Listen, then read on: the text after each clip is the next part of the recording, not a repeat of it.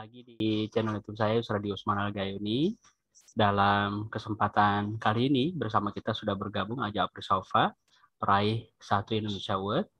Beliau juga seorang motivator dan penulis buku. Aja meraih penghargaan tadi di samping sederet kegiatan dan prestasi lainnya. Langsung saja kita ngobrol dan menyapa Aja. Assalamualaikum, Aja. Waalaikumsalam warahmatullahi wabarakatuh, Bang. Apa kabar, Ja? Alhamdulillah sehat, Bang. Alhamdulillah. Ini kesibukannya apa nih selama pandemi? Kesibukan selama pandemi tentu nggak bisa kemana-mana, Bang, ya, karena semuanya dibatasi. Iya. Iya, masih sibuk di Takengon terus nih, Bang, sejak awal 2020. Tidak seperti biasanya. Biasanya keluar-keluar, tapi kali ini tertahan terus nih di Kota Ding ini. Iya. Iya, Jadi iya. kalau sebelumnya keluar-keluar dalam rangka apa? Dalam rangka undangan mengisi training motivasi, Bang, pelatihan-pelatihan biasanya di BNN pusat, di Astra, di kementerian, dan di sejumlah kampus juga. Ya. Pakai lembaga motivasi sendiri? Dulu awalnya iya, Bang, ya. Tapi seiring berjalannya waktu, lebih ke personal branding aja, Bang. Lebih ke personal branding saya saja. Iya. Jadi diundang oleh yang pengundang, kemudian ngisi motivasi ya? Ngisi motivasi, Baik. pelatihan, upgrading biasanya HRD ya. Iya, oke. Kalau sebelumnya sempat punya lembaga motivasi sendiri? Dulu awal merintis 2009-2010 pernah, Bang. Itu dulu awal merintis kita sempat punya lembaga motivasi juga, Bang Yusradi, ya. Dulu kita sebut namanya itu Think Miracle Indonesia. Sempat juga mengadakan sekolah-sekolah pelatihan motivator public speaking 3 kali, 3 angkatan. Setelah itu karena fokusnya terus membangun bisnis Sofa Center dan segala macamnya, akhirnya lembaga itu sampai hari ini tuh vakum dulu, dan Aza lebih sering dengan personal branding. Oke. Vakum, kemudian fokusnya ke personal branding, diundang Iya. untuk mengisi motivasi dan mengembangkan Sofa Center-nya. Iya, Bang, benar. Sofa Center berdiri tahun berapa? Sofa Center itu sebenarnya, ini kebetulan di channel Bang Yusradi saya buka-buka nih. Sofa Center itu kalau ditanya seperti itu, sebenarnya Sofa Center itu sudah 5 kali berganti nama. Oh gitu. Iya, orang Gimana tahunya sekarang ceritanya? orang yang tahunya sekarang Sofa Center itu sebenarnya udah nama kelima. Iya. Iya, jadi sepak terjangnya itu mulai dari pertama sekali namanya Fatin Kurs, dan itu pertama sekali di Banda Aceh sebenarnya. Saat saya masih kuliah diploma dulu di LP3 KI Banda Aceh, itu saya buat namanya Fatin Kurs, terus dari Fatin Kurs berubah menjadi LB Professional Conversation, terus berubah menjadi Oxford Course, terus berubah menjadi Neza Training Center, NTC. Waktu itu sempat juga berkolaborasi, bersinergi dengan Mbak Nesya. Dan baru yang terakhir ini Sofa Center. Nah, Sofa Center sendiri mulai berdiri di Takengon, itu kalau kita merujuk ke akta pendirian notarisnya itu 21 Mei 2010. 21 Mei 2010 ya. Berarti sudah jalan 11 tahun ya. Jalan 12 tahun. Jalan 12 ya. Ya. Nah, ini full genapnya 11 tahun ya. Iya. Oke, dan Saupa sendiri bergerak di bidang apa aja, ya? Iya. Sebenarnya orang secara umum melihat Sofa Center ini lembaga pendidikan, Bang Yusradi. Iya. Pada kenyataannya di Sofa ini malang melintang segala urusan, bahkan di luar pendidikan, non pendidikan juga banyak diurus di Sofa Center ini, seperti pelatihan-pelatihan menulis buku, pelatihan profesional, terus kayak kegiatan-kegiatan IT, juga macam-macam. Jadi misalnya kayak CPNS ataupun kiat-kiat masuk sekolah kedinasan, tes fisik, renang, dan segala macamnya. Sebenarnya di luar pendidikan sekolah, kita juga ada jasa-jasa pendampingan yang untuk mahasiswa atau di luar pelajar. Ya, Ya. Karena awalnya mungkin bergerak di pendidikan. Ya, Ini pendidikan benar. berupa kursus ya. Ya, awalnya pendidikan berupa kursus, benar. Ya, jadi terbranding di ingatan kolektif masyarakat bahwa Iya. ini bergerak di pendidikan. Padahal di luar Iya. itu seperti aja jelaskan tadi banyak sekali. Iya. Banyak sekali Sampai ya. IT, kemudian Ragam pendampingan, pelatihan, iya, ya pendampingan, ragam pendampingan. pelatihan yang lain ya. Mm-mm. Dan ini masih jalan sampai sekarang. Bahkan satu lagi penerbitan. Penerbitan, ya ya. Iya, masih Dan berjalan ini sampai sekarang. masih Iya, berjalan sampai sekarang ya. sampai Luar sekarang. biasa ya. Jadi 12 tahun, Bang. ya 12 tahun ya. Dan ini 12 tahun bukan waktu yang singkat. Benar. Luar biasa ya, pastinya ada jatuh bangunnya ya. Ya, terus seperti saya kenalkan di awal bahwa Aja sempat meraih penghargaan satu Indonesia Award 2018 Iya, dari Astra Internasional ya. internasional. Iya. Ya, itu bagaimana ceritanya aja sampai Oke, Bang. meraih penghargaan itu? Mm-mm. Berapa banyak yang mendaftar, Iya. kemudian bagaimana seleksinya sampai Aja meraih penghargaan ini? Baik, terima kasih Bang Yusradi. Ini kesempatan yang baik juga saya diberikan kesempatan untuk bercerita ya di sini. Eh, Bagaimana Bang ya? Awalnya memang tidak sengaja 2016 pertengahan. Ini kan saya dapat awardingnya kan 2018. Oke. 2016 pertengahan tidak sengaja ada seorang tua datang ke Sofa Center memohon kepada saya. Dia bilang begini, Pak Aza, anak saya ini mohon diterima untuk bisa mengajar di Sofa Center, Pak Aza. Walaupun dia jurusannya arsitek, Pak Aza, tapi saya jamin dia ini bisa mengajar calistung, baca tulis hitung, dia bisa ngajar ngaji, dia bisa matematika sampai kelas 6 SD, dia bisa macam-macam. Artinya seorang tua ini, ibu ini, cukup baik mempresentasikan anaknya, Bang. Artinya betul-betul dia berharap anaknya bisa diterima daripada tidur-tiduran di rumah.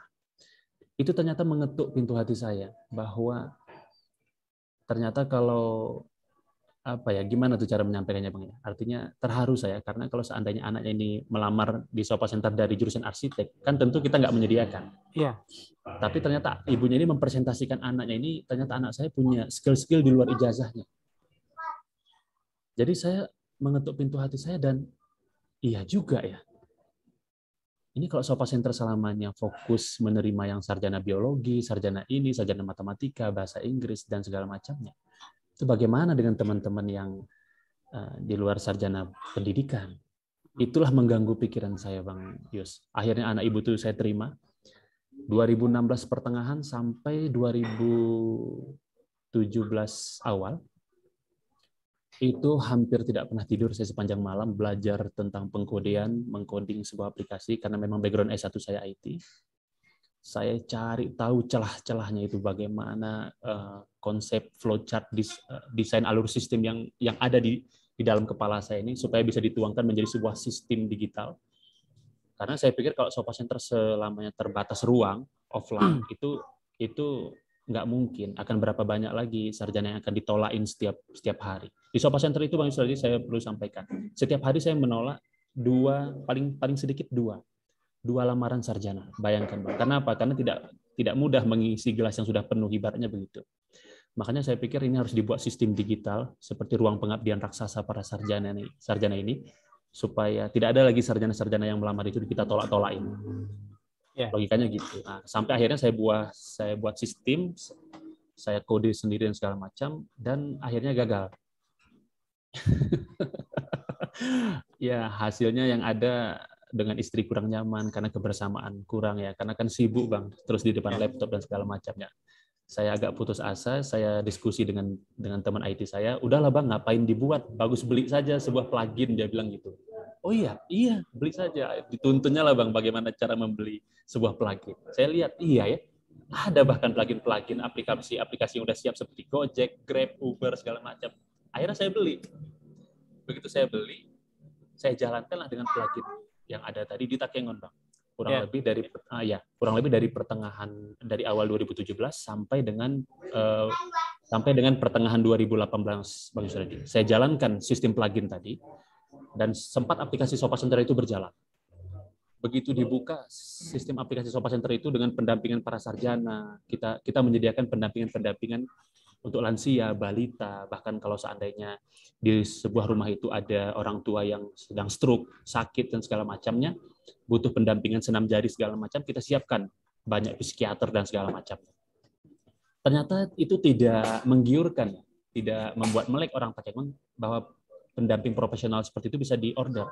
Saya berputar pikir otak lagi, bagaimana supaya mencuri perhatian orang Takengon. Akhirnya saya jumpain lah sejumlah kafe-kafe di Takengon. Saya masuk ke seluruh kafe di Takengon. Sebut sajalah seperti Samalero misalnya, atau kayak Totor Kopi, Datu Kopi, terus kayak OZ ataupun Katimor dan lain-lain segala macam. Saya minta izin banner Sofa Center itu dipajang di tempat-tempat mereka. Mereka mengizinkan, karena alhamdulillah kita secara personal branding baik di Takengon, Bang. Banyak yang mengenal kita secara baik. Akhirnya saya tidak menimbulkan kesulitan untuk memajang banner-banner saya, bahkan sampai ke rujak-rujak turi di dekat itu ya, di dekat Rakanayu sana. Akhirnya orang begitu mengorder makanan itu, loh dia lihat kok ternyata ini kalau kita mau bagi harta waris ternyata Sofa Center menyediakan ahli hukum tata mawaris. Terorder lah itu, Bang. Bahkan dalam kenyataannya sampai mohon apa ya, tapi belum nih, Bang. Sampai ada kejadian di Takengon ini, orang mau bercerai, dia mengorder pendampingan hukum, menuntun bagaimana cara cerai yang benar. Iya. Iya. Barulah melek lah orang-orang Takengon ini, ternyata kalau seandainya ayahnya PNS, ibunya PNS, anak balitanya nggak ada yang jaga di rumah. Sebentar ya. Tapi kita nggak merekomendasikan orang bercerai ya. Oh enggak. Iya. Tapi begitulah jauh. Just joke. Iya, oke. Tapi begitulah saya ingin memberitahu, Bang. Ternyata keahlian para sarjana S1, S2, S3 kita itu sangat berserak-serak di Takengon ini, dan sangat sayang sekali ketika ragam keahlian mereka itu tidak mampu kita konversi menjadi seluas-luasnya kebutuhan dan kepentingan masyarakat. Itu yang sangat disayangkan sekali. Nah, singkatnya begitu berjalan 1 tahun lebih, Bang, dan tidak sengaja pulang sholat subuh saya di 2018 awal Februari, ingat banget saya tuh. 2018 Februari, tidak sengaja pulang sholat subuh, saya mau belanja dari rumah saya di Lentik, saya mau belanja, terus di mobil saya putar radio. Karena suara radio RRI Takengon itu kurang bagus, Bang. Saya scan lah. Begitu saya scan, tahunya dapat 98,1 FM. Itu Radio Pro 3 Jakarta. Terdengarlah saya bahwa ada kompetisi ajang Anugerah 1 Indonesia Award oleh Astra ini. Saya dengarkan baik-baik dalam hati saya. Wah, ini kayaknya dari semua presentasi dalam radio ini, kayaknya apa yang saya lakukan ini terpanggil saya nih, Mas. Iya, masuk ya. Masuk kayaknya nih. Saya pikir apa yang saya lakukan dalam 1 tahun kebelakangan ini kayaknya mereka harus tahu nih, saya pikir. Saya daftar, Bang Yusradi, saya daftar di Maret, saya daftar terus. Ya gimana ya? Karena saya lihat ini ajang sangat bergengsi, luar biasa. Apalagi saya mendaftar di kategori teknologi. Menatap Indonesia, waduh siapa kita kan gitu, Bang kan. Saya ya bukan putus asa, tapi sama sekali nggak terlalu optimis lah, karena kita kan mendaftar itu sebagai underdog lah. Dalam bayangan kita terlintas ya gimana anak ITB, bagaimana temuan-temuan orang yang pakar-pakar dan segala macam. Oke, akhirnya saya nothing tulus, saya daftarkan saja. Tiba-tiba masuk email, Bang Yus. Masuk email ke saya, selamat proposal sosial Anda ini masuk 100 besar. Dalam hati saya 100 besar, ngawur lah kan gitu. Ini kan masih manah tanpa arah, 100 besar. Terus oke lah, terus saya diamin lagi, tetap ikhtiar. Saya yakinnya gini aja waktu itu, saya yakin ya Allah, saya nggak tahu seberapa kuat kompetitor di luar sana, tapi aku yakin ya Allah, Engkau Maha mengetahui bahwa apa yang aku lakukan ini besar insya Allah ke depan manfaatnya untuk masyarakat, khususnya para sarjana S1, S2 yang belum diberdayakan. Nah, singkatnya nggak lama dari situ masuk email lagi, selamat Anda masuk 60 besar. 60 besar, saya masih ini, Bang, udahlah mungkin untuk ngeramein kompetisi ini saya pikir kan. Iya. Terus begitu masuk email 2 minggu dari situ, selamat Anda masuk 24 besar, saya mulai berharap dong, Bang. Saya pikir ini nggak main-main nih. Ini kayaknya udah berharap gitu, udah tahajud, udah mulai sholat hajat. Ya Allah, ini jangan di-prank dong kan gitu. 24 besar. Saya tengok list-listnya semuanya dari Sumatera pada saat itu tinggal cuma 2, saya dengan dari Padang. Dari Sumatera tuh Bang ya, di 24 besar. Nah, bersiap akan ada tim Astra yang datang ke Takengon. Dia bilang, hah, datang tim Astra gara-gara saya kemarin. Oke lah, datang tahap pertama dia interview, dia buktikan, dia lacak lah Bang, benar nggak aplikasi ini ada, sistem ini sudah berjalan lebih dari setahun, dia lacak semua segala macamnya. Singkatnya mereka kembali ke Jakarta membawa presentasi. Seminggu dan 10 hari dari situ, masuk email ke saya lagi, selamat Anda masuk 12 besar. 12 besar, saya telah menyingkirkan 12 orang lagi. Udah mulai berharap kan Bang, udah kepikiran, udah kacau, udah. Ini harapannya makin besar nih. Makin besar Bang, tapi aduh, saya pikir aduh ini nggak mungkin kan Bang, nggak mungkin. Dari 5.961 Bang. Seluruh Indonesia. Seluruh Indonesia. Untuk kategori teknologi saja atau? Enggak, 6 semua kategori. Untuk 6 kategori itu aja. Kategorinya apa aja selain teknologi? Teknologi ada kesehatan, ada pendidikan, ada lingkungan, ada kewirausahaan.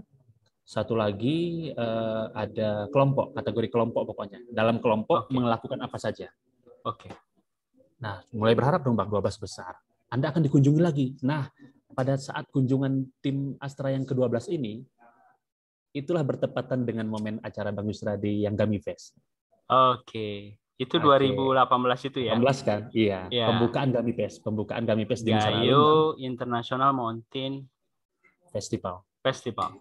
Ya. Kementerian Koordinator Bidang Pembangunan Manusia dan Kebudayaan.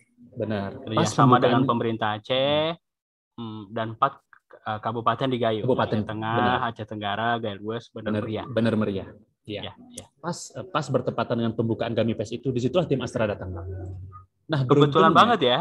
Itu lagi rame-ramenya ya aja ya. Lagi rame-ramenya. Ya, terus kebetulan jujur Bang ya, ini terserah ini mau dianggap pembenaran atau apa, tapi ini faktanya. Waktu itu begitu tim Astra datang, saya sambut di Rembele.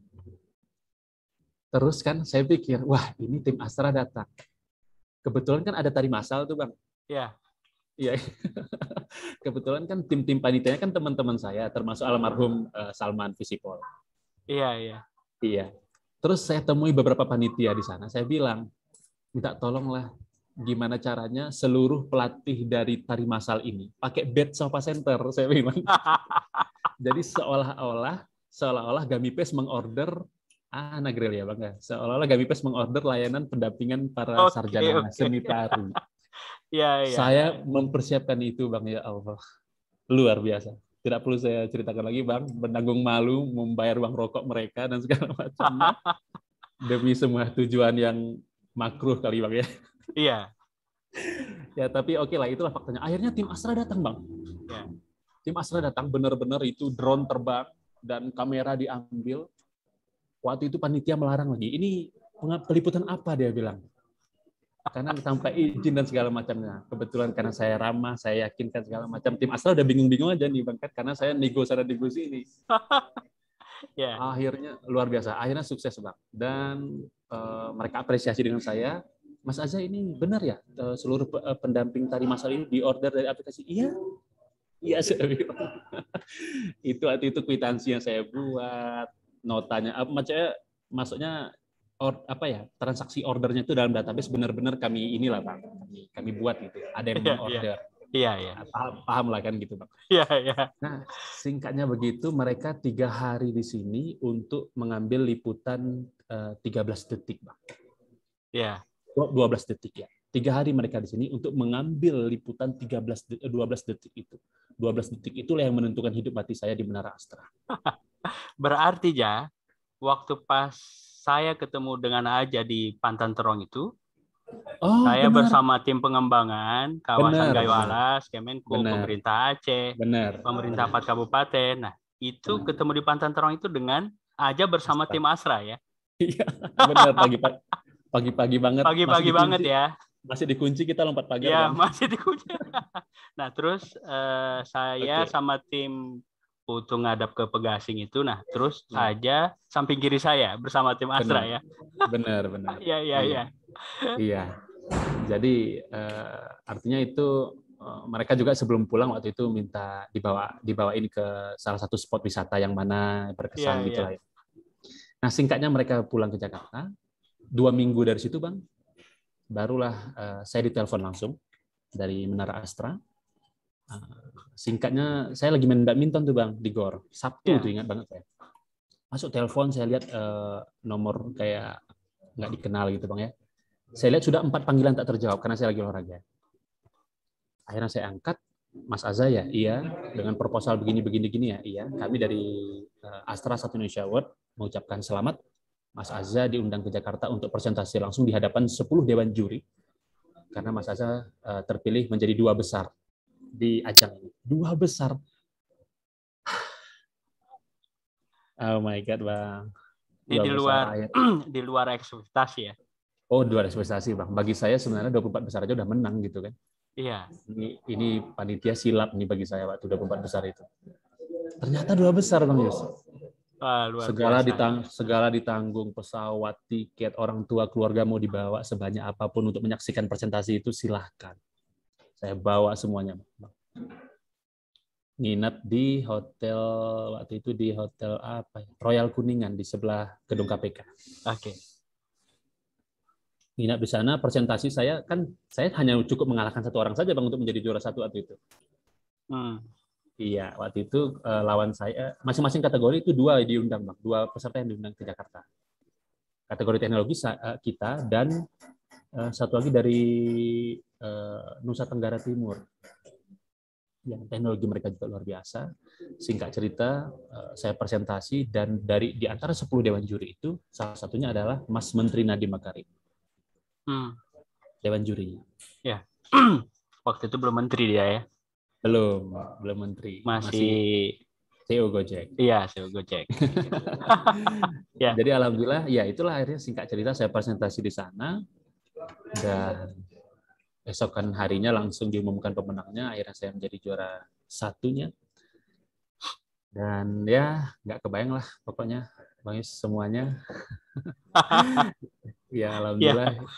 Ternyata apa yang saya lakukan itu sejak 2016 itu ya menjadi sesuatu akhirnya. Ya. Itu yang tadinya dianggap nothing ya. Iya, jadi benar. something. Jadi something. Benar. Something. Dan tapi satu lagi Bang. Ya? Satu lagi yang saya garis bawah betul dari proses ini memang gimana ya? Saya benar-benar menyerahkan total sepenuhnya dengan di atas kuasa Tuhan saja. Karena memang ibaratnya saya menganggap saya nggak punya apa-apa, apa yang saya lakukan ini hanya hal biasa. Kalau Tuhan menganggap ini luar biasa, maka Tuhan punya wewenang untuk memenangkan. Ya.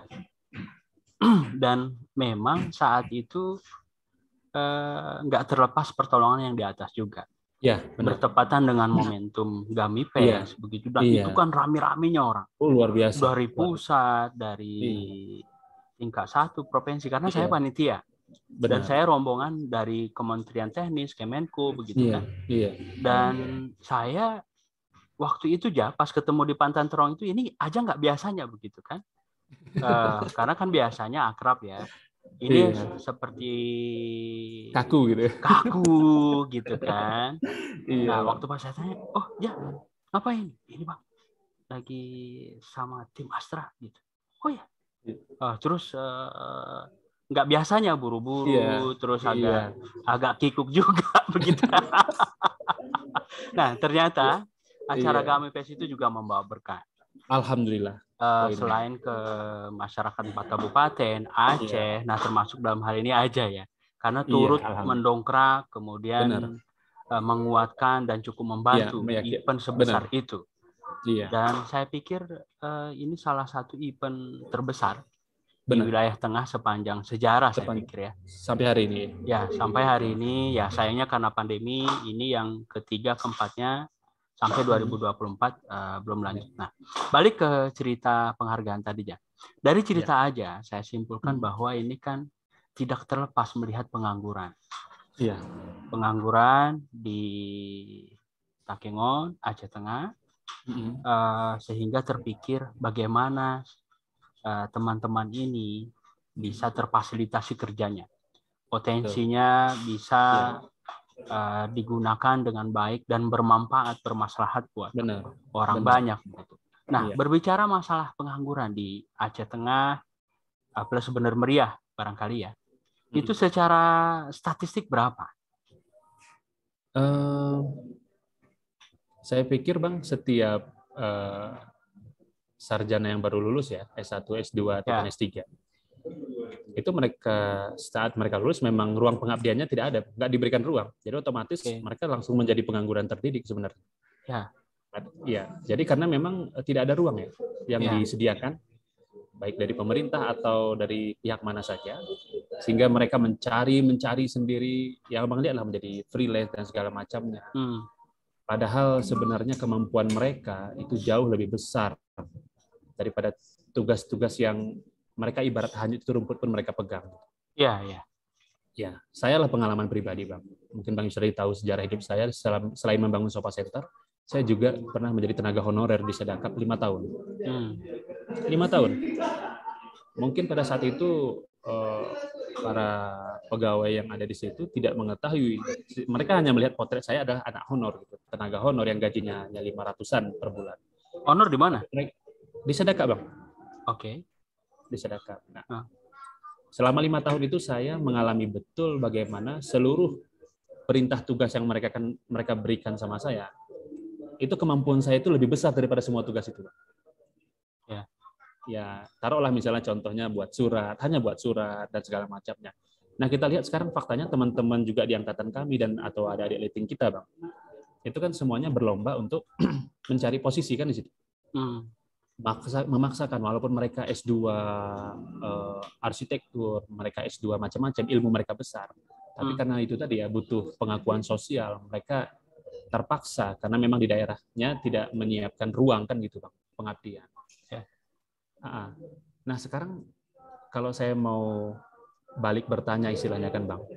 Misalnya di Takengon itu atau di Bener Meriah misalnya, ada seorang sastra Inggris S2 misalnya yang hanya tidur-tiduran di rumah. Orang akan melihat, oh sayang sekali ya, S2 sastra Inggris hanya tidur-tiduran di rumah. Kalau saya melihatnya terbalik, Bang. Bukan yang sayang itu bukan yang tidur-tiduran itu. Yang sayang itu sebenarnya adalah ribuan siswa di Aceh Tengah yang tidak mendapatkan ilmu dia. Itu yang sebenarnya lebih sayang. Yang ngomong ini tadi sebenarnya lebih sayang. Karena apa? Karena dia tidak mendapatkan percikan ilmu dari orang yang tidur-tiduran tadi. Misalnya ada sarjana S2 psikolog, psikiater tidur-tiduran di rumahnya. Kita akan mengatakan, aduh, kasihan ya, udah S2 tapi tidur-tiduran. Sebenarnya yang kasihan itu bukan dia yang tidur-tiduran tadi. Yang sayang itu adalah masyarakat yang tidak mendapatkan pendampingan profesional dari orang yang tidur-tiduran tadi. Nah, kita lah menemukan itu. Aplikasi inilah hadir untuk menjembatani celah itu tadi. Dan lebih luas, selain untuk pelajar, mahasiswa, masyarakat, ini kan untuk kemajuan daerah. Benar, kemajuan daerah. Dengan sendirinya persoalan itu terkurangi. Nah, kemudian masyarakat lebih berkembang, daerah juga lebih maju tentunya. Benar, Bang. Jadi logikanya itu kalau boleh saya tambahkan, pemerintah sebenarnya untuk membuka lowongan lapangan pekerjaan melalui sistem aplikasi digital jasa sarjana ini, itu nggak perlu membangun pabrik-pabrik besar, Bang Yusradi. Nggak perlu, memang nggak perlu. Dan hebatnya di dalam sistem aplikasi jasa sarjana yang saya bangun ini, Bang, seorang sarjana itu tidak hanya dia bisa diterima pada keahlian yang sesuai ijazahnya. Kita juga menerima keahlian-keahlian lain di luar ijazah. Misalnya Bang Yusradi ini misalnya, kalau mau mendaftar menjadi petugas kita di dalam aplikasi misalnya, kalau ngelihat ijazah mungkin Bang Yusradi di linguistik, Bang ya, kalau nggak salah saya. Ternyata Bang Yusradi punya keahlian lain, seperti misalnya Bang Yusradi juga misalnya jago public speaking, Bang Yusradi juga jago renang misalnya, Bang Yusradi juga punya keahlian-keahlian lain yang memang nggak kalah dengan hasil kuliah gitu. Nah, jago bongkar pasang komputer. Nah, ternyata aplikasi jasa sarjana ini juga melihat itu, Bang. Menampung kalian-kalian itu, sehingga seorang sarjana itu peluang terordernya itu lebih besar daripada dia hanya menunggu keahlian yang sesuai ijazahnya. Artinya semakin banyak keahliannya, ini semakin luas peluang orderannya. Ya. Itulah kenapa di Menara Astra, saya bocorkan banyak. Di Menara Astra itu jujur saya sampaikan, Mas Nadiem itu sampai tepuk jidat. Dia bilang, iya ya, kenapa saya tidak berpikir memberdayakan orang yang punya ijazah ya? Kenapa tok saya hanya berpikir memberdayakan orang yang punya SIM dia? Ya. Itu pengakuan dari Mas Nadiem sendiri pada saat penjurian di Menara Astra pada saat itu. Nah, Pak Ono waktu itu, pakar IT mengatakan ini itu bagi saya temuan. Ono Wipurbo ya? Iya benar, Pak Ono Wipurbo. Ini bagi saya adalah temuan, dia bilang. Saya pada saat Pak Ono ngomong seperti itu sama Mas Nadiem ngomong seperti itu, bagi saya ini walaupun belum pengumuman kayaknya udah menang nih, rasanya udah menang. Iya, itu sudah pengakuan ya. Iya pengakuan. Dan yang memberikan pengakuan itu ya kalau istilah anak sekarang bukan kaleng-kaleng begitu ya. Bukan kaleng-kaleng. Bang Yusradi kenal kan nama-nama yang saya sebutkan tadi. Nah begitulah. Ya. Tapi itulah Bang, prosesnya memang ternyata tidak mudah. Mas Nadiem Makarim pada saat itu mukul pundak saya, dia bilang, Mas Aza ini harus sabar ya, karena kita berjuang di platform ini. Dia bilang memang ini sangat tidak mudah untuk membuat sebuah sistem itu dengan bugs minor. Itu saya nggak perlu menjelaskan Mas Aza, karena ini butuh kesabaran, ikhtiar, tawakal. Dia bilang seperti itu. Saya amini. Dan ternyata benar. Bayangkan Bang Yusradi, sejak penjurian itu menang 2018 November, itu insya Allah saya bocorkan melalui dialog hari ini dengan Abang. 27 September insya Allah saya tekan kontrak dengan